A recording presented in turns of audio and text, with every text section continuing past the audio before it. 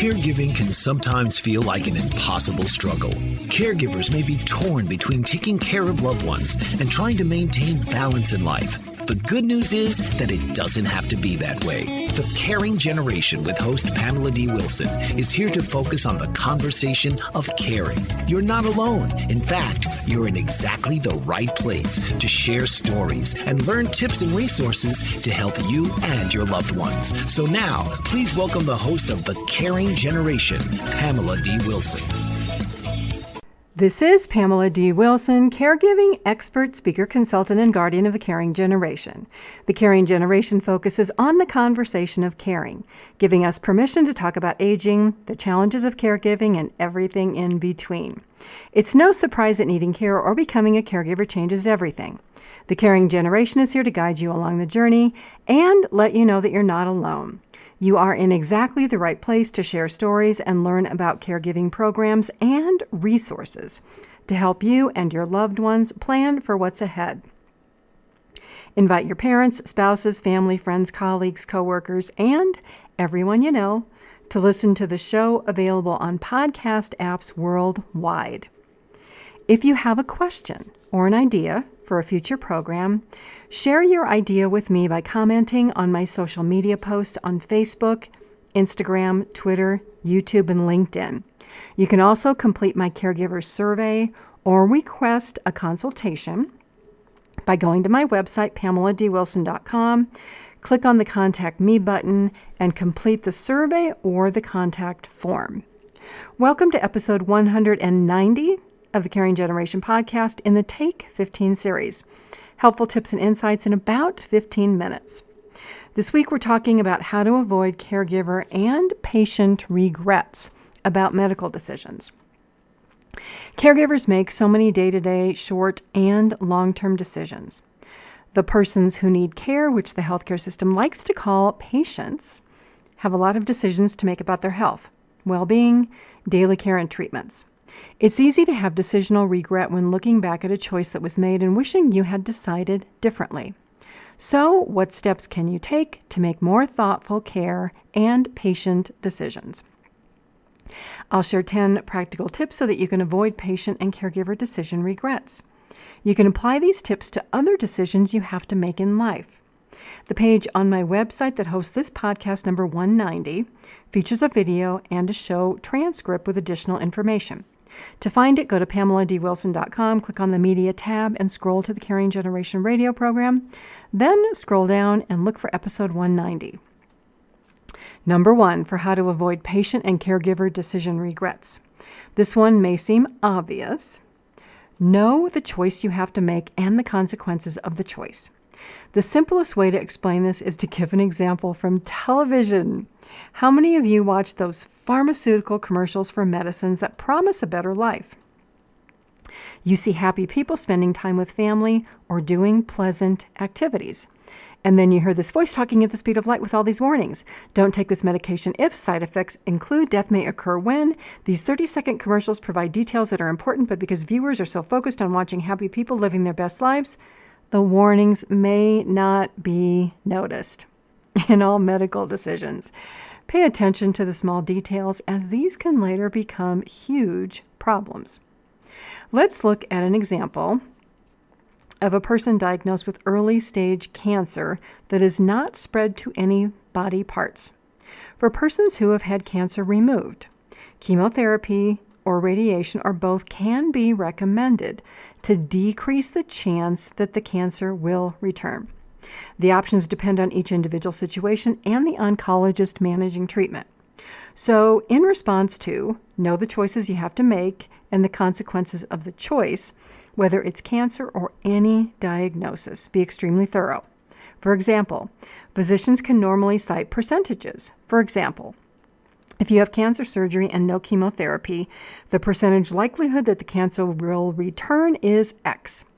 If you have chemotherapy only, the percentage likelihood that the cancer will return will decrease to Y. My tongue is a bit tied here today. Health diagnosis and the effects of treatments can be a numbers game. Do you want to have a better long-term chance of a full recovery by participating in treatment? Or Are you willing to accept the risks of not doing anything? There are thousands of stories of survivors of serious illness and stories that prove the opposite. Knowing the numbers and giving this strong consideration can help you make the best decision for you. Number 2, for how to avoid patient and caregiver decision regrets, is to understand the demands of the treatment. As you evaluate your choice of whether not to pursue treatment, take the time to thoroughly understand the demands and the requirements of the treatment. Depending on the treatment, the demands can be time-consuming and life-affecting or easy. How often must you go to a doctor's office or a treatment center? How long will you be there for treatment? How will you feel after the treatment? What are the side effects of the various medications? How will this treatment interact with other health conditions or medications or supplements you take? How will being treated affect your ability to work and support your family? In research studies, the healthier a person is before a diagnosis, the more easily they cope with the physical and, even more importantly, the mental demands of the treatment. Sometimes the emotional effects outweigh the physical demands of a treatment. Constant worry can make physical recovery more challenging. Number 3 for how to avoid patient and caregiver decision regrets is not to let fear get the best of you. It's easy to have a runaway mind about all of the horrible things that can happen with a new health diagnosis or a new treatment. There can be months of feeling uncertain, not being able to plan your life. The goal is to become as informed as possible so that you can make the best choice, knowing as much about the consequences as possible. Be aware that doctors are concerned about overwhelming patients with too much information, so sometimes they offer minimal information. This may be okay with you or may not be acceptable if you are a no-surprises person who wants all the details. Make sure you tell your doctor your preferences for receiving information and how you want to participate in decision-making. Let's say that you choose to take a specific amount of time to think about the decision. Who else will you want to discuss the treatment with besides the doctor providing the diagnosis? Do you need to consult with a surgeon? Or is there another medical specialist you should consult if you have other health conditions? Being thorough and methodical is the best way to eliminate the possibility of saying, "No one told me this," or "Why didn't I ask that?" And then experiencing patient or caregiver decision regret. Number 4, to avoid patient and caregiver decision regrets, you must evaluate your decision-making style. Are you a person who seeks information and then chooses the first alternative that comes to you? Do you research everything, make comparisons, and then choose between all of the options? On the other hand, do you tend to avoid decision-making because you've made mistakes before? It's important to look at your decision-making style and discuss this with your doctor. Some patients prefer to allow doctors to make all the decisions. Others want to be involved, and some want to be in total control of the decision. Number 5, for how to avoid patient and caregiver decision regrets is to ask yourself, what might cause me to regret the decision I make? This can be a difficult question to answer if you've not thoroughly investigated the consequences, or if some little bit of information went over your head or was not mentioned. Among other concerns, not having enough knowledge or being rushed to decide can cause regrets. Number 6, to avoid patient and caregiver regrets, one must understand the ongoing day-to-day after effects of the treatment or what one can expect after surgery. If you understand the typical journey of a patient through a similar process, how will your life change? Maybe yes, maybe no. Having a diagnosis and needing help from others is not unusual. However, it is important to discuss who will help or care for you and what can be expected instead of expecting everyone to jump in and help and then find they cannot. Number 7, for how to make patient and care decisions you will not regret, is to understand your perception or what you believe about your health, if you are the patient, and how this will impact the way that you respond to surgery or treatment. For example, if you're healthy and exercise, will you push yourself after surgery to resume your normal workout routine as soon as possible? Or will fear or something else result in you laying in bed or sitting on the couch? Some people fear returning to the hospital so much that they do as little as physically possible, thinking that this is the safe and smart thing to do.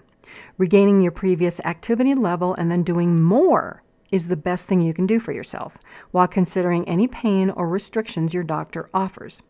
Number 8 for how to avoid patient and caregiver decision regret is to do as much as possible to make it easy for you to take care of yourself after treatment, after surgery, knowing the risks, pros, and cons. For example, if you're going in for surgery, make sure you have all of your medications filled and available before you go to the hospital so they will be in your home when you return home.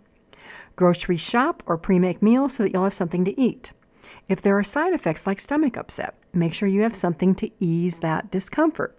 Be as prepared as possible for the possibilities and unexpected situations you might experience. If you live alone and need help, identify who can be available. Who can you call?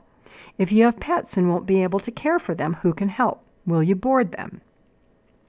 Number 9 for how to make care and patient decisions you will not regret is to realize that your survival is both physical and mental.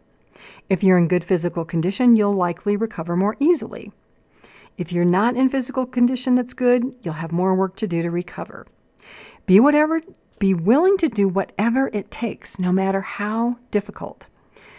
To recover as quickly as possible is also a mindset, a positive mindset. From a mental perspective, receiving any diagnosis can be quite a shock. Your mind may spin for days or weeks or months.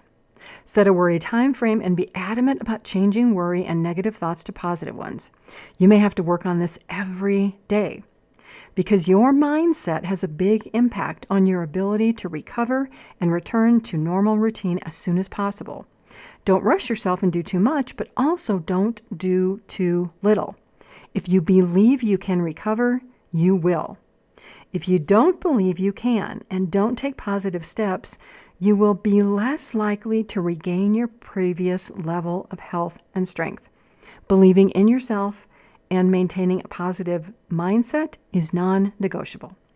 Number 10 for how to avoid patient and caregiver decision regrets is to learn to advocate for yourself.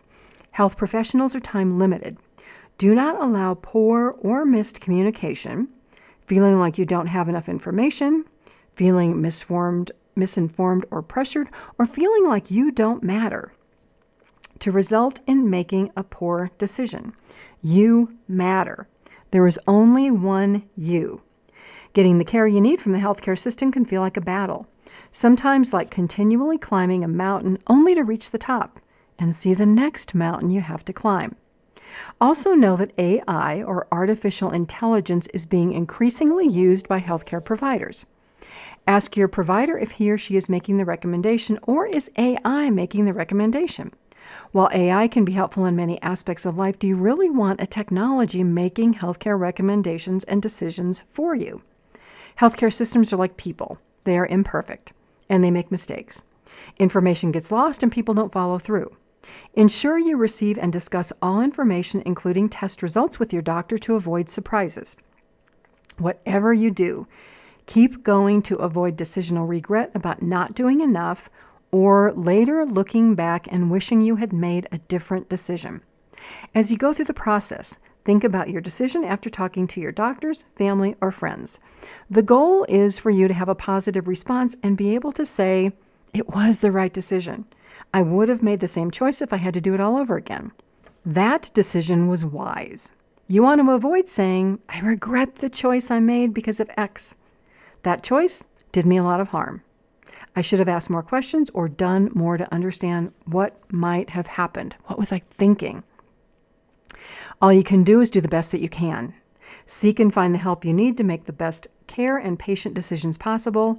Don't allow patient and caregiver decision regrets to happen because you didn't receive thorough information to help you make the decision. Make sure that you trust the doctor treating you.